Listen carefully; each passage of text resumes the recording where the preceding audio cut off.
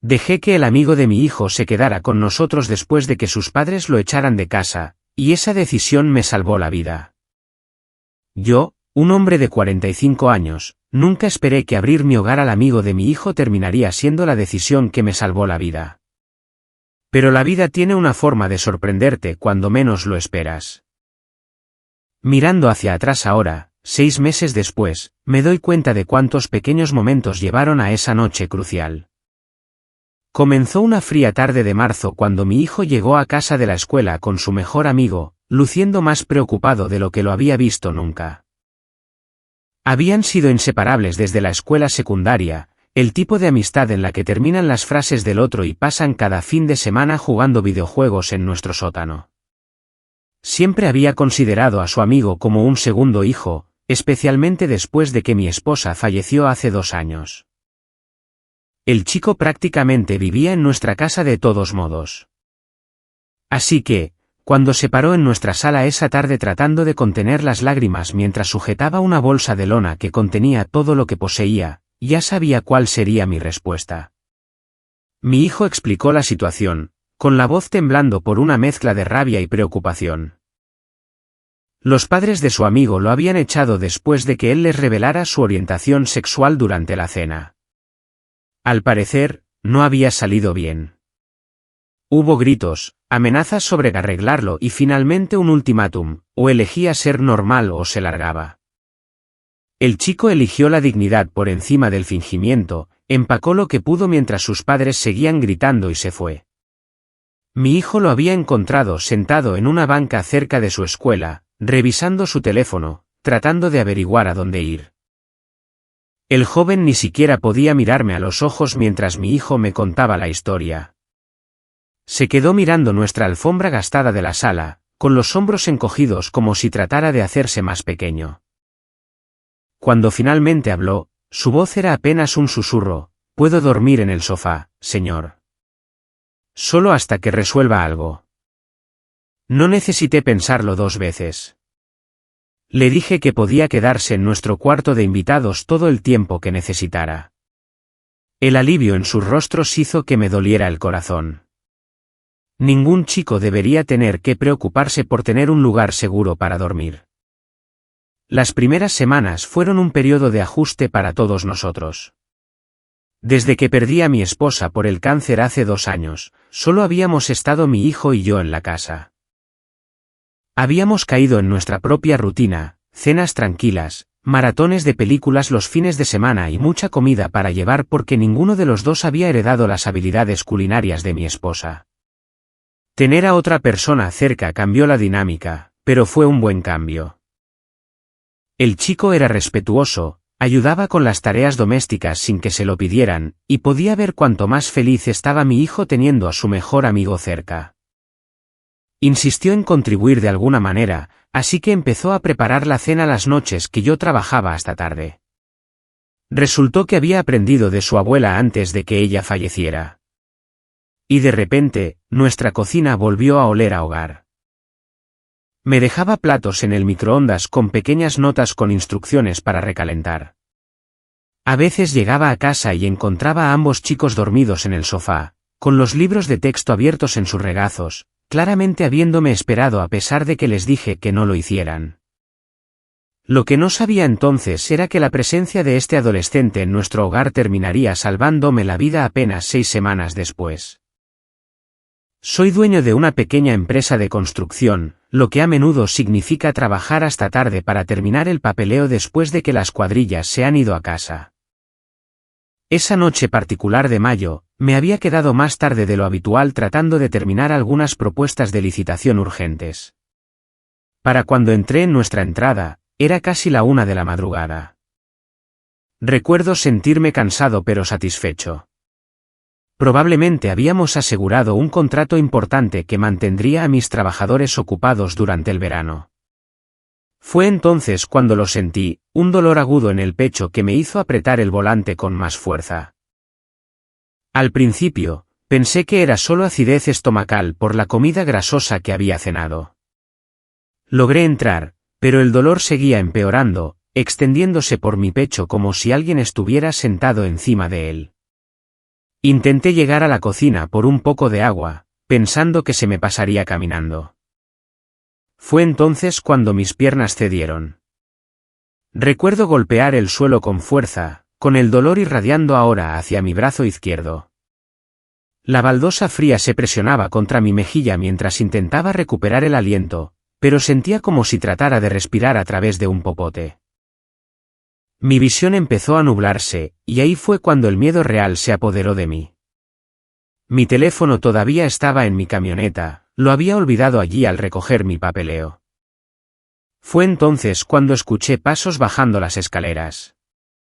El amigo de mi hijo siempre había tenido el sueño ligero, un hábito que desarrolló tras años de tensarse ante cada sonido en la casa de sus padres, esperando a que comenzara la siguiente discusión. El sonido de mi caída lo había despertado. Me encontró en el suelo de la cocina, reconoció inmediatamente los signos de un ataque al corazón y entró en acción con una compostura que todavía me asombra. Mientras llamaba al 911, me ayudó a sentarme y me trajo aspirinas del botiquín del baño. Se mantuvo tranquilo todo el tiempo, hablándome y asegurándose de que permaneciera consciente. Me decía cosas como, «Quédate conmigo. Todavía tenemos que ganar ese juego de carreras, y, mi comida no es tan mala, ¿verdad?». Intentaba mantenerme concentrado con humor mientras esperábamos la ambulancia. Mi hijo, que podría dormir durante un tornado, no tenía idea de lo que estaba pasando justo en el piso de abajo. Los paramédicos llegaron en cuestión de minutos, aunque parecieron horas. Más tarde me dijeron que esas acciones rápidas, llamar inmediatamente y darme la aspirina, probablemente evitaron daños graves en mi corazón. Si hubiera estado solo, si el chico no hubiera tenido el sueño tan ligero, o si no hubiera sabido qué buscar, tal vez no estaría aquí escribiendo esto. Los siguientes días en el hospital fueron confusos, entre pruebas, medicamentos y rostros preocupados. Mi hijo estaba aterrorizado. Ya había perdido a uno de sus padres, y la idea de perder al otro hizo que apenas se apartara de mi lado. Su amigo organizó todo en casa, llamó a mi hermana para que ayudara temporalmente con la empresa, e incluso contactó a los maestros de mi hijo para explicar la situación y obtener prórrogas en sus tareas. La recuperación no fue fácil, pero tener a dos adolescentes desviviéndose por mí lo hizo soportable. Se turnaban para traerme comida, asegurarse de que tomara mi medicación e incluso llevarme a la rehabilitación cardíaca cuando me autorizaron a empezar. El amigo de mi hijo estaba particularmente vigilante, siempre pendiente de mí antes de irse a la cama y a primera hora de la mañana. Descargó varias aplicaciones de monitoreo de salud e insistió en enseñarnos a mi hijo y a mí cómo usarlas. El verdadero giro en nuestra historia ocurrió hace 2 semanas, casi 4 meses después del ataque al corazón. Los padres del chico se presentaron en nuestra puerta sin previo aviso. Habían tenido tiempo para pensar y querían que volviera a casa.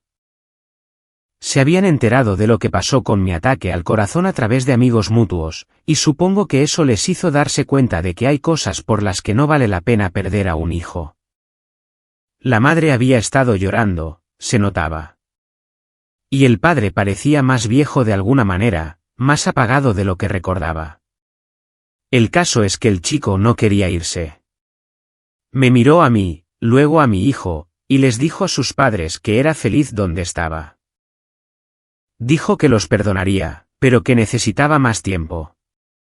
Necesitaba ver un cambio real, no solo palabras impulsadas por la culpa o la presión social. No se lo tomaron bien al principio. Su padre empezó a levantar la voz, pero se detuvo cuando vio a su hijo pararse más erguido en lugar de encogerse. Ver cómo su hijo había crecido, y cómo literalmente había salvado una vida, pareció hacerlo reflexionar. Ahora estamos trabajando en un compromiso con el que todos puedan vivir. El chico se queda con nosotros durante la semana para ir a la escuela, y pasa los fines de semana con sus padres reconstruyendo lentamente su relación. Sus padres están asistiendo a reuniones de FLAG, lo cual no era parte de nuestro acuerdo, sino algo que eligieron hacer por su cuenta. No es perfecto, pero es un progreso. Anoche, Los escuché a él y a mi hijo hablando en la cocina mientras preparaban la cena. Mi hijo le estaba agradeciendo de nuevo por haberme salvado la vida, y su amigo dijo algo que me conmovió profundamente: ustedes me salvaron a mí primero. Antes de esa noche, no sabía cómo se suponía que debía sentirse una familia. No escribo esto para pedir consejo ni validación. Solo quería compartir cómo a veces las personas a las que ayudamos terminan ayudándonos de maneras que nunca habríamos imaginado. Mi médico dice que si no hubiera recibido ayuda tan rápido esa noche, las cosas podrían haber resultado muy diferentes. En cambio, estoy aquí, sano, con una familia extendida que nunca esperé tener. A cualquier padre que esté luchando por aceptar a sus hijos, la vida es demasiado corta. Nunca sabes cuándo podrías necesitarlos o cuándo podrían ellos necesitarte a ti. No permitas que el orgullo o los prejuicios te cuesten la oportunidad de conocer a las personas increíbles en las que se están convirtiendo tus hijos. Y para cualquiera que haya sido echado de casa o tenga miedo de serlo, todo mejora. Hay personas que te amarán exactamente por quien eres. Edith, gracias por todos los amables mensajes y premios. Para aquellos que preguntan por un GoFundMe para el fondo universitario del chico, eso ya está resuelto. El dinero que me estoy ahorrando en facturas médicas va directo a una cuenta para su futuro. Ambos chicos irán a la universidad estatal el próximo otoño. Ambos fueron aceptados y nunca se cuestionó que fueran a escuelas diferentes. Edith 2, sí, sus padres saben sobre el fondo universitario. En realidad, fue lo que finalmente les hizo entender lo serio que es para nosotros ser su segunda familia. Han empezado a igualar mis contribuciones, que no era algo que yo esperara, pero demuestra lo lejos que hemos llegado todos. Edith 3, para los que preguntan por mi esposa, sí, creo que ella estaría orgullosa. Siempre decía que nuestra casa tenía demasiadas habitaciones vacías. En fin, gracias por leer. Si te gustó esta historia, por favor presiona el botón de suscribirse. No olvides darle me gusta y compartirla con amigos o familiares que también puedan disfrutarla. Tu apoyo significa mucho. Y si tienes algún pensamiento, pregunta o idea para una historia, déjala en los comentarios abajo. Me encantaría saber de ti. Nos vemos en la próxima.